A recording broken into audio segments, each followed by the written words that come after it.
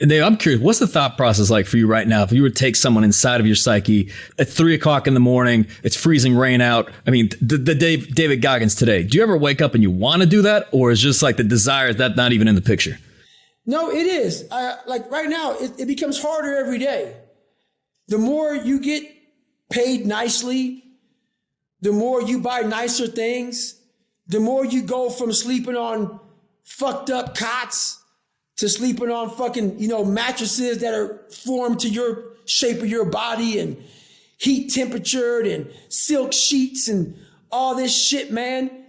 Man, it's hard to get out of bed with some silk sheets, brother. And that fucks people up. That's why I ain't got silk sheets. And this is the thing about it. I started going through a time in my life where I started becoming more successful. With more success, it became harder for me to be Goggins. So what I started doing was I went back to the old school. Like I said, nothing is learned at the top of a mountain. I had to go back to where David Goggins was fat in his mind. And I said, how did you get to where you are? I became feelingless. And what that means is I'm not saying turn off your feelings towards your family, your wife, your husband. I'm not saying that. Turn your feelings off when it comes down to you wanting to be better. What that means is when that alarm clock goes off, your feelings got to go away. It's raining outside. It's cold outside. When you don't want to put those long hours in at work, that's what I'm talking about. Your feelings must go away. When you know everybody's gone home to their families, but you want to be the top salesperson in the world, or you want to be the fucking best lawyer in the world, whatever the fuck it is, when everybody leaves to go home and there's only one light on in a building, a 15-story building, and only one office, every office is fucking dark. There's one office with one light on, and as those motherfuckers go from the club, they look up every day, 2:00 in the morning, they see that, and that fucking light's always on. That's the motherfucker right there you gotta be. You can't have feelings about when everybody leaves. Oh man, I wish I was going home to my fucking beautiful family. That is true. But you gotta learn to shut your feelings off if you want to achieve greatness.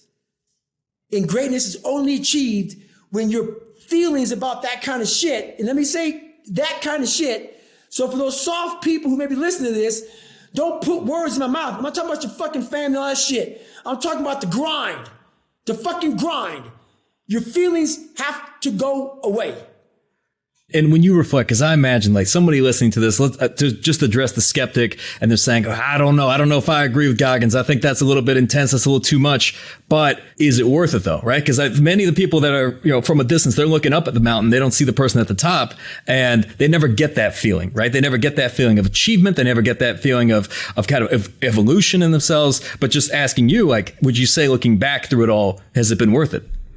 Well, I put it this way, man. A lot of people say, don't be like him, like me. And I get it. And you say, was it worth it? It was worth it. I'm going to challenge these people who say, man, that's a little too much. It is. Which is why most of my message is for everybody. When it comes down to the uncommon amongst the uncommon, it is only for 0.0000001%. And these are the people who want to be the uncommon amongst the uncommon. I'm talking about Grover.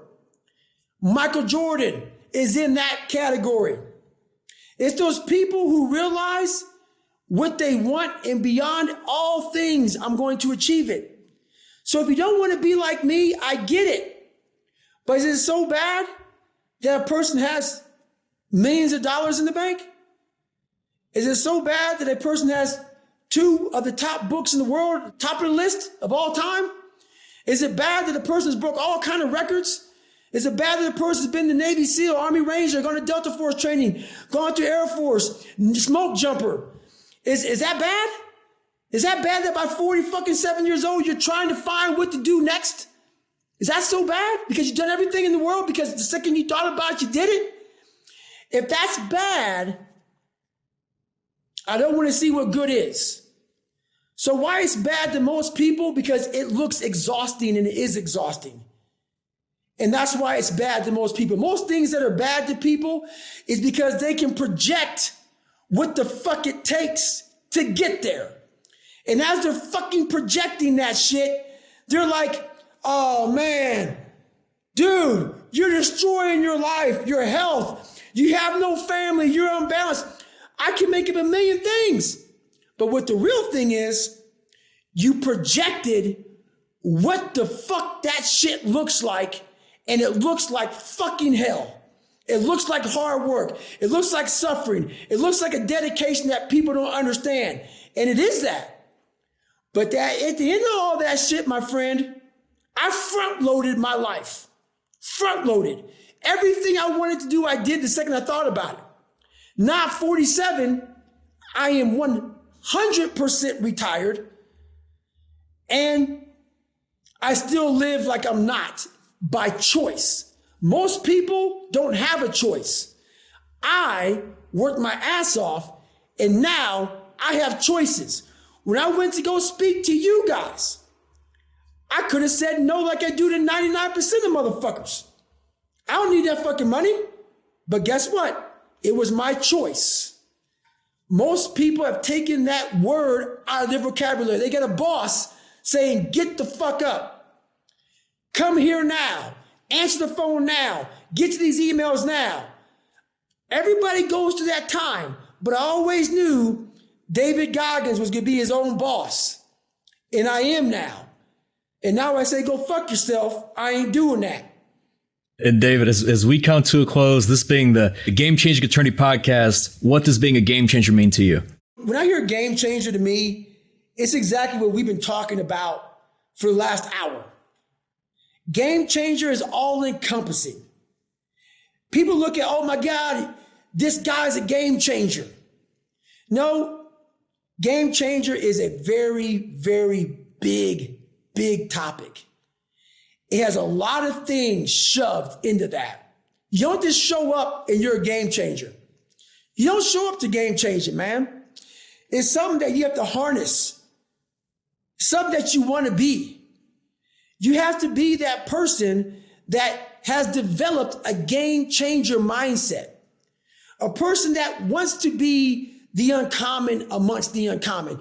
You are not a game changer if what I say right now offends you, scares you, makes you like, oh man, I don't know if that's for me. You're not a game changer.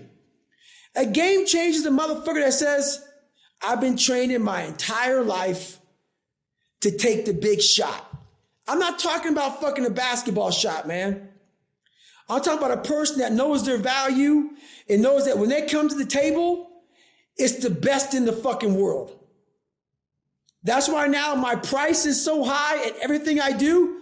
And everything I do, everything is high. Because I am a game changer.